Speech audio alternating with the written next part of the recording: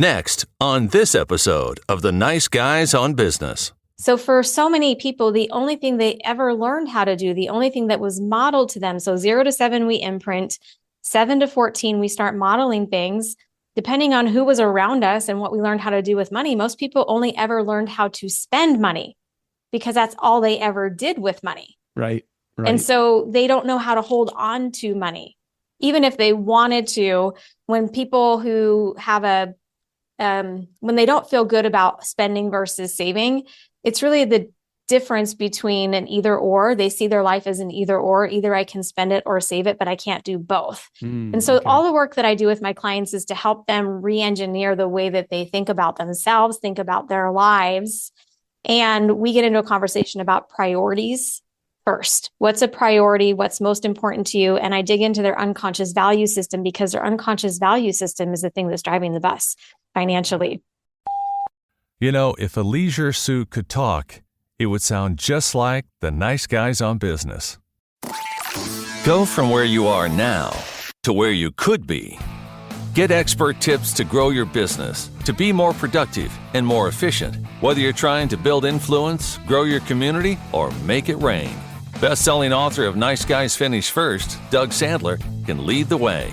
The Nice Guys on Business is produced by Turnkey Podcast Productions. Now, here's your host, Doug Sandler. All right, nice guy community. Let's have a real conversation about money. Whether you have more month than money or more money than month, the myth that money has power over you, well, it's just that. It's a myth. And today we're going to start the conversation with Lisa Chastain, host of the Real Money podcast, author of Girl, Get Your Shit Together. And guys, don't be afraid of that. Just it's girl in the title, just like it's Nice Guys on Business. It's generic. Girl, get your shit together. May as well say guys, get your shit together. In her business, she leads a team of experts sharing the financial wisdom through money coaching, wealth building, business building, and of course, financial empowerment. Today, the buck starts here. Welcome, Lisa, to the Nice Guys on Business podcast. Great to be here. Yeah, I'm excited to have you here. I think you were on another one of my client shows, Wendy Swanson Unleashed, and had a chance to listen to that. Also had a chance to dig into some of your YouTube channel and do a little background research, whatever, I know you're a podcaster too, so you have limited time, but you want to make sure you at least arrive knowledgeable. Mm-hmm. Was money a problem for you growing up and you completely changed course because this was your weakness turned into your strength, or what was it that got you into the money world? It wasn't a problem until I knew it was a problem. Okay, tell me. What's that mean? Tell me more. I grew up my dad was the worker. He's by trade a blue-collared guy, grew up in a blue-collared family. Mom, stay-at-home mom, the women that I had modeled being home. And I was not instilled, there was nothing instilled in me to dream big, think big, go big, live big.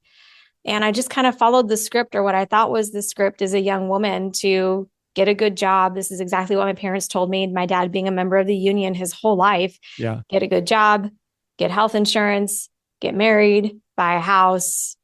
And that's what I did in my 20s. It wasn't until, and we're going to talk about money personalities today, it wasn't until I was going broke.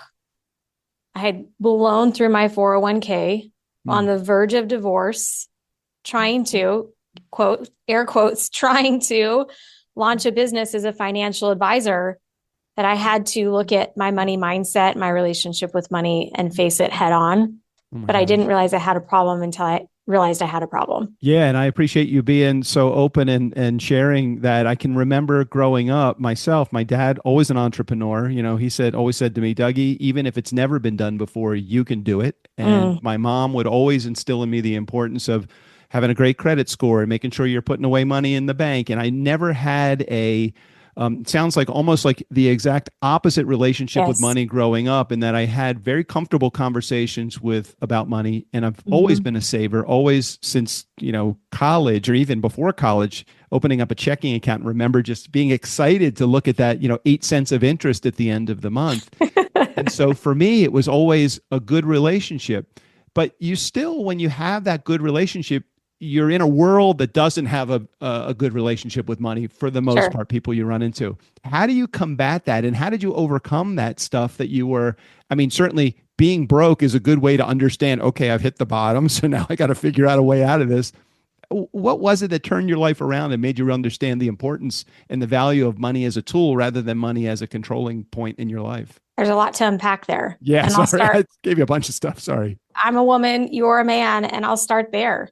That men are raised from a very young age to be financial stewards, to be the financial leaders. It's a socialization of men. You're going to get a great job. You're going to be good with money. There was no conversation about that whatsoever to the women in my family. My brother, I have a twin brother. Mm-hmm. He was the one that was getting mentored and pulled aside and having conversations. And for women, we're geared toward in a particular direction. That's changing, by the way. That is changing. Yeah. But for my generation and your generation, it just wasn't the case for most households. So it's how we're socialized, number one. Wasn't brought up to think about money at all, ever. I think about my daughter who is 31 and my son who's 27. And I think about the relationship that I've had with money with them. And I don't draw any line between men and women. And maybe that's just a part of the generation today. It's like important to talk about that because, mm-hmm. My daughter unfortunately saddled with about $100,000 in student loan debt. Mm-hmm. It didn't mean that she had to enter that in oblivious. She entered into that knowing at least that this is going to be what you're facing on the other side of it because of conversations that I had. Is it just a matter of having the right conversations with the right people at the right time in your life to dispel that myth that money has control over you rather than the other way around? I think it's installed into us one way or the other. In neuroscience, I'm a neurolinguistic programming trainer. And so I take a deep dive into how people psychologically develop. Before the age of 7, we learn how to be in this world and we learn how to be with money. And it's unconsciously installed into us. So if we're grown up, if we're raised in a household that has a healthy relationship with money and healthy conversations around money, it's likely that unconsciously we will also repeat those patterns. But if we're, who's in control? If we are raised in a family where no one's in control of their money, there's spending problems, addiction, or people are just victims to their circumstances, that installs into us too. So at a certain point, which is what I had to do, I had a wake-up call in my 30s, and I'm like, this is not the life that I want. This is not what I want financially. Now I need to model new behavior and find some mentors and make some big changes. But I was running these unconscious patterns that are really deeply embedded into all of us. So yes, you got to get around healthier people who have healthier relationships with money. And just because someone has money doesn't mean that they have a healthy relationship with money either. Totally agree with that. I've seen some real assholes that are out there and horrible with their spending, whether they're trust fund babies that just don't know how to manage money. And I've seen plenty of people, especially living in Southern California where money is extremely abundant. Mm-hmm. I've seen plenty of people that have a lot of money and just don't understand how to manage it. Mm-hmm. I want to talk about a point fairly quickly because I don't want it to be a point of either contradiction or something that we don't agree about. But mm-hmm. One of the things I was reading in some of your notes and doing some of the research is that, and again, feel free, please correct me if I'm just reading it incorrectly. Budgeting is a challenging word because budget requires you to, I feel like some people think that budget equates to control. Like mm-hmm. the money has control over you. I mm-hmm. kind of look at money and budget as as freedom. I have, here's my box and here's what I'm able to spend in the box. And yes, I can go outside the budget, but now at least I can measure it. So can you talk to me about budget for just a couple of moments? There's about 25% of the population that loves budgeting. And you're there. I'm one of those, sorry. I can already tell talking to you. Here's the thing. Not everybody works the same. If Fortune 500 companies, they use the DISC profile, mm-hmm. neuro-linguistic programming. We have our own ways of looking at how people work. I use the Kolbe A index, which also speaks into how somebody does something. Mm-hmm. And there are naturally analytical people who enjoy data and number crunching and enjoy those parameters and are rule followers, for lack of a better term, who will stick to the plan and enjoy that process. And then there's the rest of us, where if you try to fit us into a box, we're going to do everything that we can to break out of the box. Right. Don't tell me what to do. Right. So that's one reason why budgets don't work for everyone. Another reason is that some people genuinely dislike the experience of budgeting And there are more simple ways to manage money. Yeah. And so I'm against the conversation of budgeting is the only way, because it truly is not the only way. Right. I think about growing up, and then as I got into early adulthood, the importance of putting money away, and where I feel like a lot of people maybe miss the mark. And again, I'd love to know your experience, because I'm just a party of one here, and you have a party of, hundreds or thousands of people that you reach every time you share your message. I think about at the end of the month, when the next month is coming, the first person I pay is me. And then everything left over gets to go to the other things in the budget. I feel like the world is almost the exact opposite. It's like I have no leftover money at the end of the month to pay myself, so I guess I'm going to do with less, or being able to accomplish less financially in my life. What's your perspective on where does the person fit into the financial picture? Well, the person is so going back to our unconscious activity, our brain, 95% of our purchasing decisions are happening in our unconscious mind, based on beliefs that we have, based on emotions that we have. And most people don't know why they do what they do. It's so unconscious. So for so many people, the only thing they ever learned how to do, the only thing that was modeled to them, so 0 to 7, we imprint, 7 to 14, we start modeling things. Depending on who was around us and what we learned how to do with money, most people only ever learned how to spend money, because that's all they ever did with money. Right. And so they don't know how to hold on to money, even if they wanted to. When people who have when they don't feel good about spending versus saving, it's really the difference between an either or. They see their life as an either or. Either I can spend it or save it, but I can't do both. And so all the work that I do with my clients is to help them re-engineer the way that they think about themselves, think about their lives.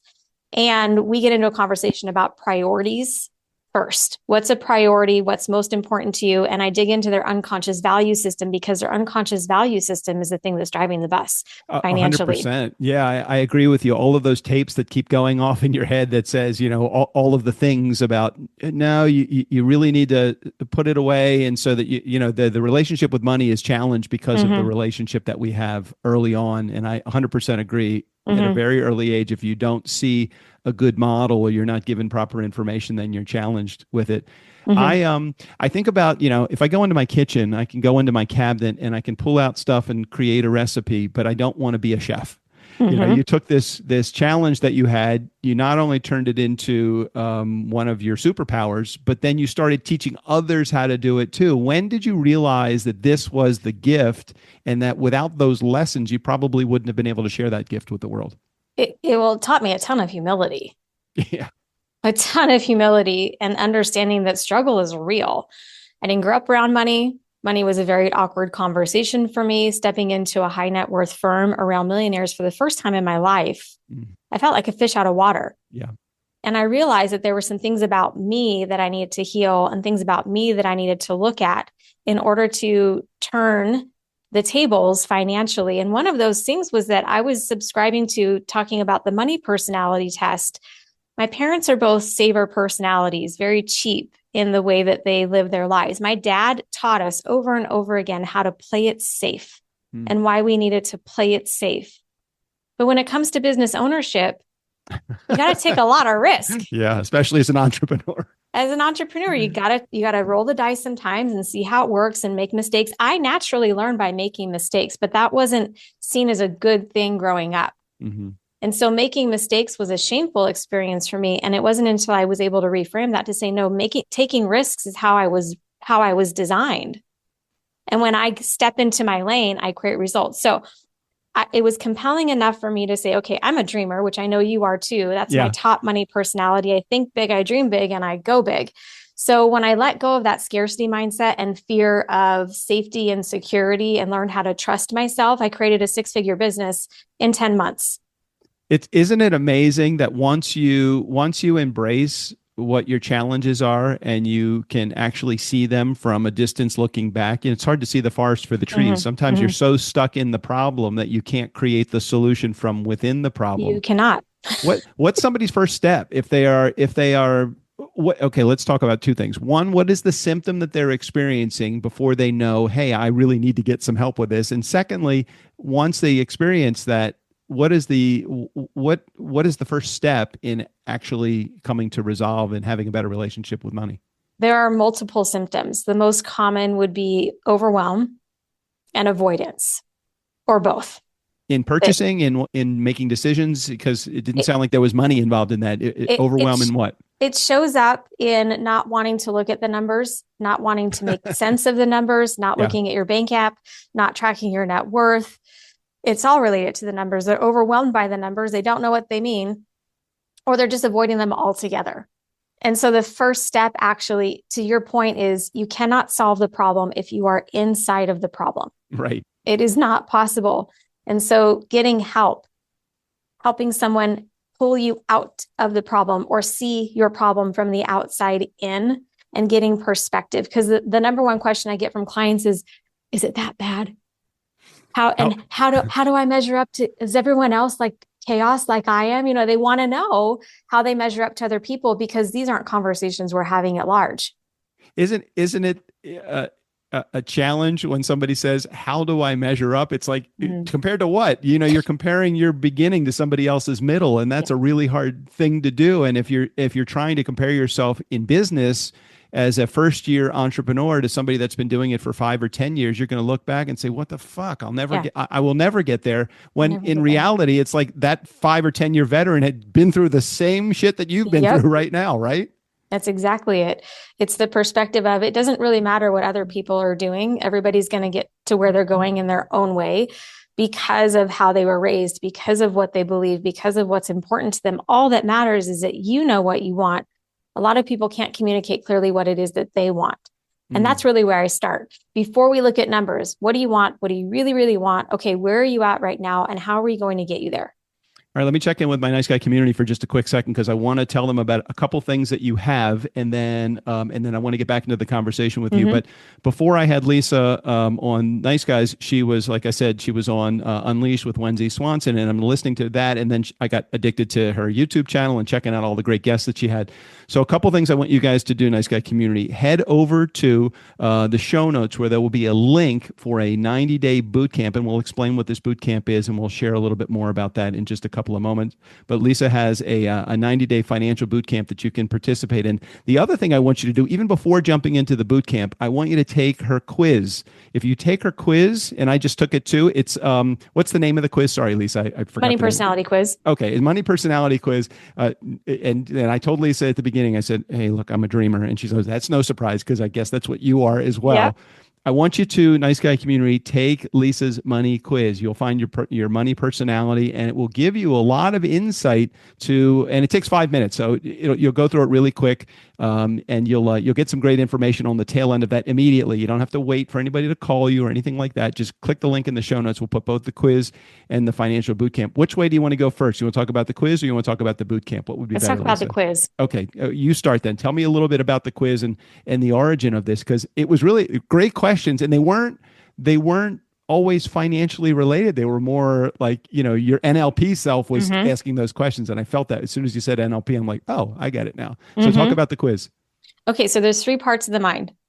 There's how we think, there's what we feel, and there's how we do things. So there's the IQ, the EQ, and the cognitive parts of our brains. And they're all interacting with each other regularly to help you live and be the whole human that you are.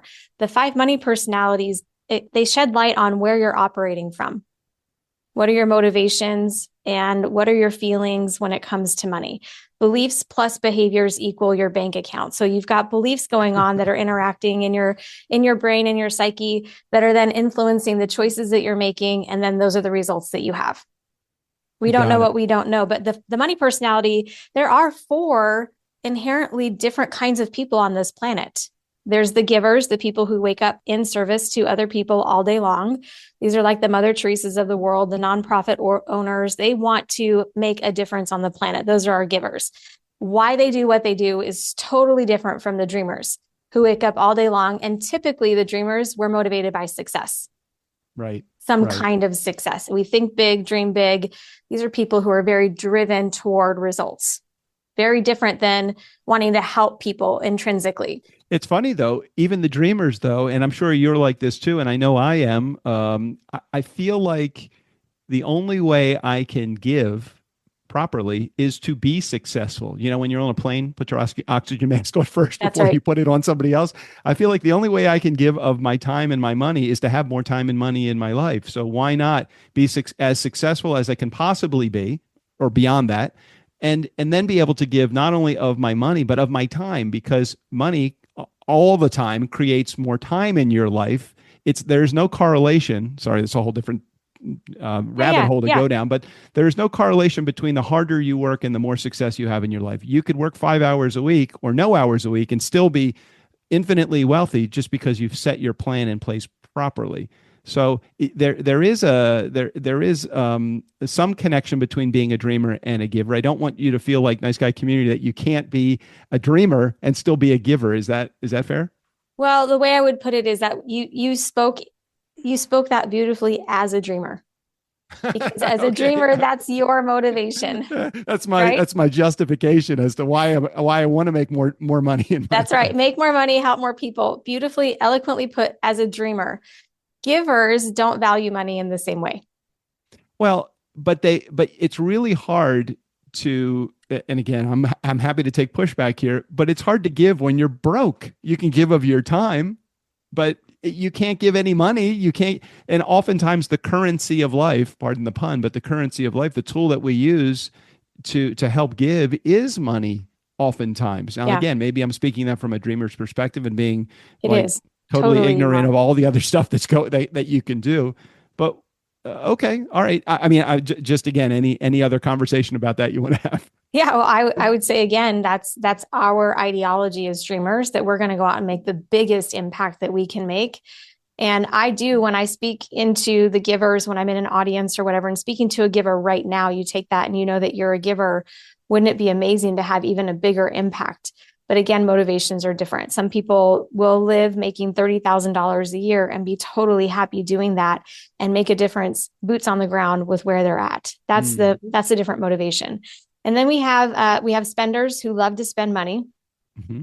Their only motivation is to be able to spend money and have nice things, which is different from motivation of a dreamer. Most entrepreneurs are the dreamers. Spenders may or may not own businesses, but they just love the rhythm and flow of life. They're very abundant in mindset, and they're the life of the party. Regardless of whether that money is coming from credit card debt or some high interest rate loans. Oh God, that's just such a bad habit. I mean, sorry, I'm not being judgmental here, but it's an expensive habit. But there is a way to balance that, and that's what I'm teaching my spenders: is you can give yourself money. So it's like spending rehab. Where what if you could give yourself money to spend and still have money in savings and still have money to pay your bills? Why is it such an either or conversation? All right. So we got givers, we've got dreamers, we've got spenders. And is there a fourth, you said? Yeah, there's dreamer, spender, giver. Oh, savers. Okay. Savers. And the savers, I'm assuming, are the people that just keep socking it away in sacrifice of everything else that goes on around them. Yeah, they're cheap chips. They prefer to, now as an archetype, they don't value things. So spenders and savers are complete opposites of one another. Savers will spend their entire lives in the same pair of shoes, and then they'll champion that. They'll be proud of that. They'll drive a 1980 Winnebago and show it off to friends because they're so proud of the car payment they haven't had for 20 years. Oh my God. Very prudent. Very and they tend to come from a scarcity mindset, so they hoard their money. So there's goods and bads to every money personality, and of the savers, they don't necessarily have the healthiest relationship with money either. It's funny you say all of those things, because I feel like I'm a pragmatic dreamer. I mean, I because when you said that about the car payment, I'm like, I have a 2011 Toyota Highlander, and I haven't had a payment, in 8 years with the car, or maybe 7 years with the car, and it's like I am proud of that. Now, at the same time, I have a pair of shoes that's in my closet right now that basically has fallen apart. I would never wear those again, but I don't want to throw them away, because I'm like, well, maybe I'll resole those shoes. So I feel like, to a degree, and I'm like that way with my business. I remember we've been doing this for 8 or 9 years we own a podcast production company. So the production company, we've been doing 8 or 9 years. And we have spent so much fucking money on marketing. And I'm just like, you know what? A couple of years ago, I said, we're going to try it again. And if it doesn't work, we're just going to no more money in marketing. And we probably had spent like, I don't know, $60,000 or $80,000 over the couple of years in marketing. I'm like, it doesn't work for me. I just don't want, and I don't want to spend it. And you know what? Slow and steady wins the race. Is that a contradiction to my dreamer title, or does that fit in okay with that dreamer, or it doesn't really matter? Usually there's one that is the primary money personality. Okay. It sounds like you could have been raised by some saver money personalities or saver mindset and values. Also, naturally, you could just be more analytical and you get the balance between the two. My experience of you is that you have a pretty healthy relationship with money, so you keep it in check. Yeah. Yeah. But you'll take calculated risk. Oh, I definitely will. And I love, the whole game of selling. I love selling, not because I feel like I win, but because I feel like I'm bringing a service to somebody. And at the same time, I'm giving by providing a service that I think has a lot of value, and I am receiving, and that is the money side of me that I feel like is the win in that relationship. But I'm very relationship driven. But it doesn't hurt that there is money involved, which is why I like, the whole game of selling. Even the disappointing side, it's like, that I don't even see that after the no is given to me, I just keep moving on. And I know that's not directly related to money, but it's like, there was a loss there. There was a loss. Yeah. Yeah. You don't like to lose. Savers don't like to lose. Well, let's go on to the other thing that we were going to talk about, which is your boot camp. So talk to me about that. Is that something that someone that hasn't sparked a relationship with you already can jump into? How does it work? Yeah, it's the first step you can take with me. You want to get to know my tools, my systems, and you want my help. All of my materials are available on my website right now. You can jump online, you can grab my courses, you can start work on your mindset. As a trained coach and facilitator, though, to your point, you cannot solve the problem that you are inside of. And also there's such value in working with other people on this journey. So my boot camp is other people working together through these things. And it's a whole lot more fun when you do that. I know when I needed to transform my life, I jumped into a cohort of people, and they're still some of my best friends today. So wherever you're at is okay. Come do the work with other people, learn the tools, learn the systems, get on your way, because life is now. And what would it be like for you to not have to stress about money for the next 30 years or for the rest of your life? Totally agree. And I also agree with your point about being a part of a community. I know that together all will rise better if we all work together at it. And the level of accountability that you have with any community, especially like-minded community members, even if you're in with a saver or a spender and you're a dreamer, it doesn't matter, because you're all working towards the same resolve at the end, is to learn how to control and manage what's going on in your life. Yeah. Anything that I should be asking you that I'm not asking you, or tell me about your podcast a little bit, because I'm curious about it. It looks like it's on YouTube. Do you also have it on Apple Podcasts and other areas? All the podcast outlets. I started my podcast for women specifically because what I'm doing, I know all the money shit. Like I can tell you where to invest, how to invest, get a return on investment. I'm trained in all of that. But where I think people really start to transform is when they hear that they're not alone.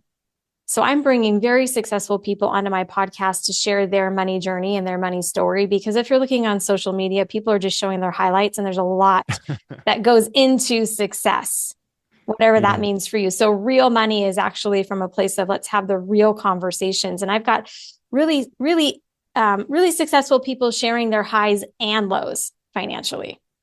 I do like the conversations that you have, and we feel like we have them all the time. It's great to be able to have a superstar sitting in that guest seat as a VIP, and that helps with your ego metric of finding more audience members who are attracted to that name.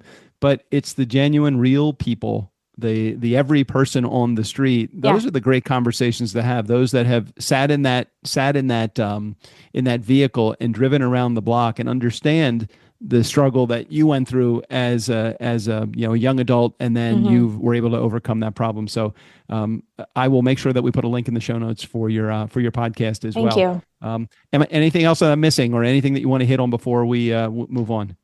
Life is now. Life is now. Life is here. The only thing we have is right now. Do not let your relationship with money stop you from living the life that you want authentically. There's a lot of shoulds in the finance industry. I don't care what anybody else has to say or anyone else has to think about your life, but get clear on what's important to you and get busy living your life. I love it. Perfectly said. Well said. And, don't let anybody should all over you, because That's right. That's the worst thing. Lisa, thanks for sharing your message and your inspiration. And of course, your story on the Nice Guys on Business today. Thanks for being here. Thanks for having me, Doug. Hey, Nice Guy community, never underestimate the power of nice. Again, special thanks to Lisa Chastain. All of her information, including access to her quiz, her financial boot camp, and of course, her podcast also right there in the show notes. Steve O'Brien, go ahead and take us out of here. For the Nice Guys on Business, I'm Steve O'Brien. Fill up your week with the Nice Guys. Haven't they run out of people willing to talk to them yet?